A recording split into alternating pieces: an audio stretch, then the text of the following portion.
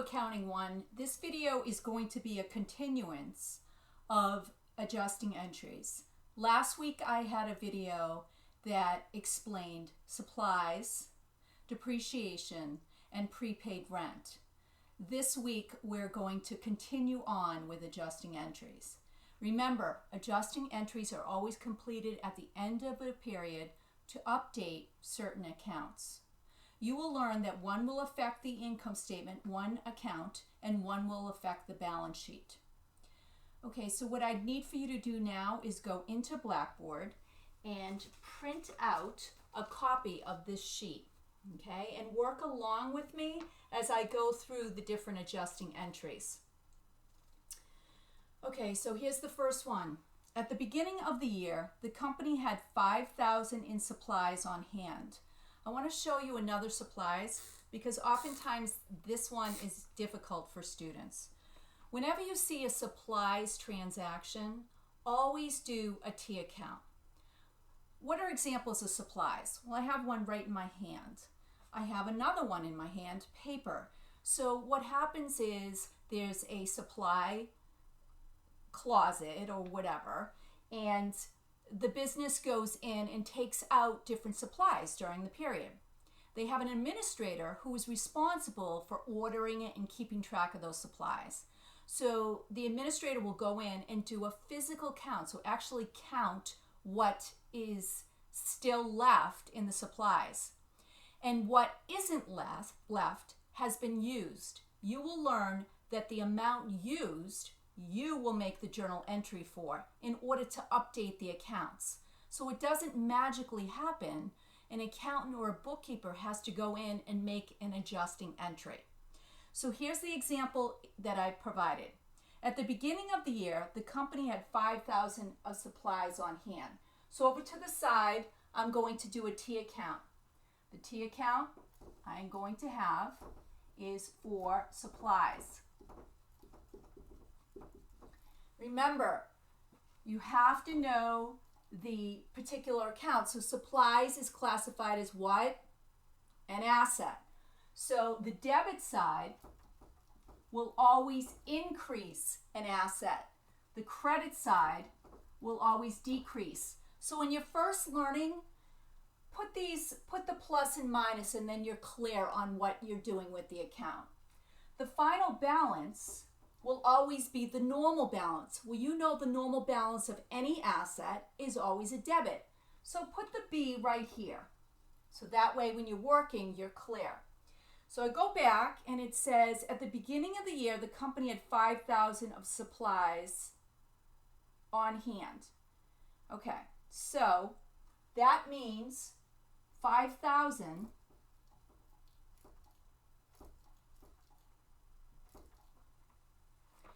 was their beginning balance. During the year, the company purchased $2,500 in supplies. What that means is they purchased more supplies. Well, what would they have done at that time? They would have debited supplies and credited cash. So put that $2,500 of supplies on your debit side. I read on. It says at the end of the year, the company had 1,000 of supplies still available. Well, that means 1,000 are still left. So I put that as my final balance, 1,000. Now I'm going to figure out the amount used. Remember, the amount used will always be the amount you expense. So I take in my calculator 5,000 plus 2,500. I get a total, write that over to the side. And then I subtract the 1,000, okay? And when I do that, I figure out the amount used is 6,500. Okay? Let me just double check that. Let me show you how to double check it. So I'm going to take 5,000 plus 2,500, which is 7,500. I'm going to subtract 6,500, because remember, credit decreases an asset. Correct. So the final balance in the account after I do my adjusting entry is 1,000. So I go over to the board and I'm going to do the adjusting entry. So my date is always the last day of the month. Well, this is a calendar year, so the last day of the month is 12/31. I'm next going to debit supplies expense. So the account is supplies expense. It's classified as an expense, and I debit $6,500.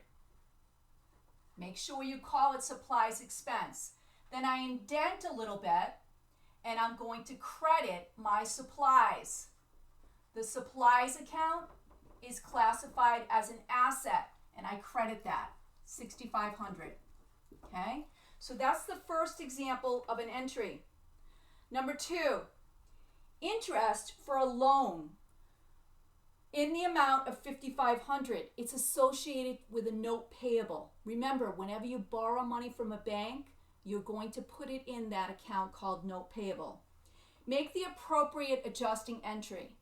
Well, think about it. A note payable, you borrowed money from the bank, which means you're going to have to pay back principal at the end plus interest. So interest in this case is going to be an expense. You're going to do an adjusting entry. The account never affected, remember, is cash. So I go to the board and it's $5,500.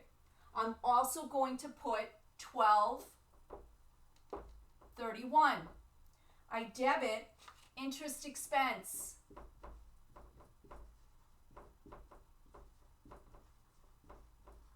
Whatever the amount is, $5,500. And I credit interest payable.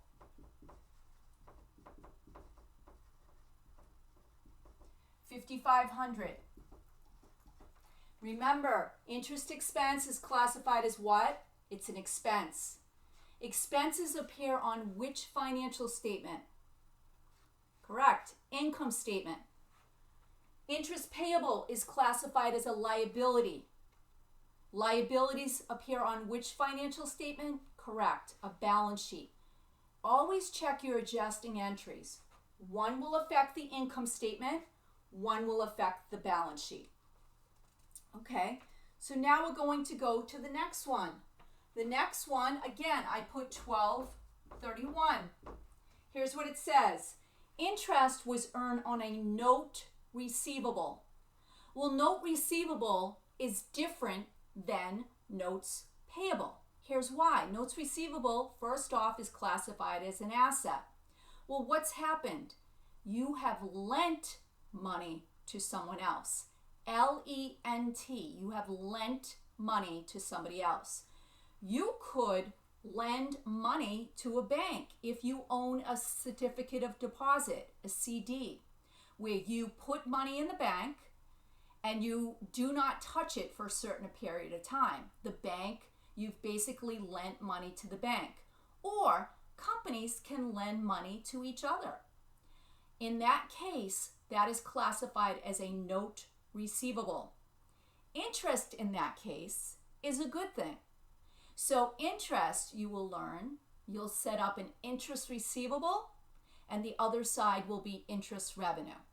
Okay, so let's go through the adjusting entry. It's $4,000. You debit interest receivable.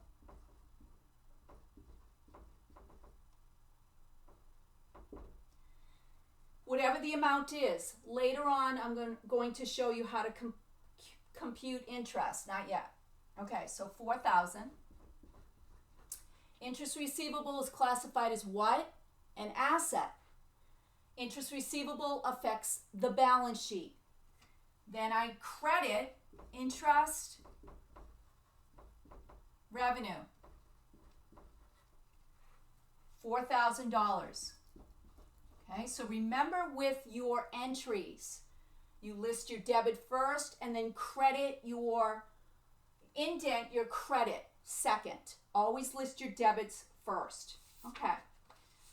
Well, now we're on, this is number 1, 2, 3, 4. I will have to erase in a minute, but to save time. Okay, Clark Company pays its employees every Friday for a 5-day work week. The amount of weekly payroll is $100,000. December 31st of the current year is a Tuesday. Okay, so look over here with me. I have an example of a payroll. These particular employees are paid on Friday. You could be paid any day of the week, but this particular company is paid on Friday. So here's what it says. December 31st of the current year is a Tuesday. So let me write the dates on the board. Well, December 30th is a Monday. December 31st is a Tuesday. I draw a line.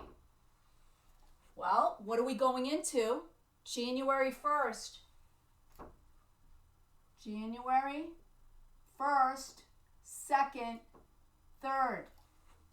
Adjusting entries are always completed at the end of a period. The cutoff is December 31st.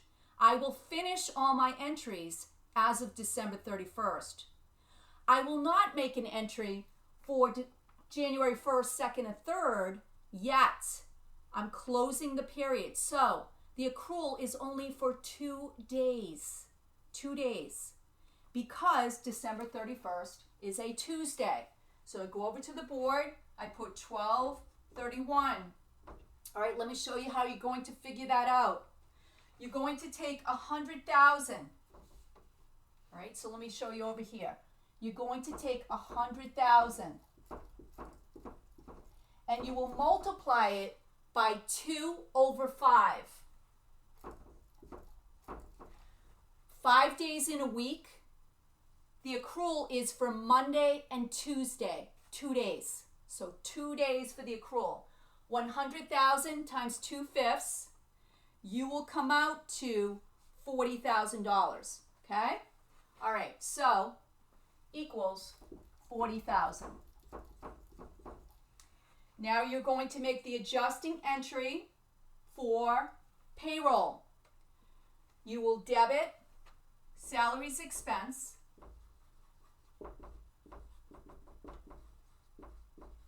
$40,000. Salaries expense is an expense. You'll credit salaries payable or salary payable, $40,000. Okay? All right, I'm on the last adjusting entry, so let me erase. I drew a line down the middle so you can clearly separate your debits and credits. Please do that for me on exams. I want to see that you've clearly separated your debits and credits. All right, so I'm going to erase. We're on the last one. Okay. Let's get rid of that so you're clear. All right, here we go. Here's the last adjusting. On August 1st of the current year, Clay Company rented to another company some excess space in one of its buildings. Clay Company received $30,000 in cash on August 1st. The rental period extends 9 months, so the total time period is 9 months. Let me write that. There's my denominator, 9 months. Starting on August 1st, Clay Company credited the unearned rent revenue account upon receipt of the rent paid in advance. So Clay Company is the landlord. Rent is a good thing for Clay Company.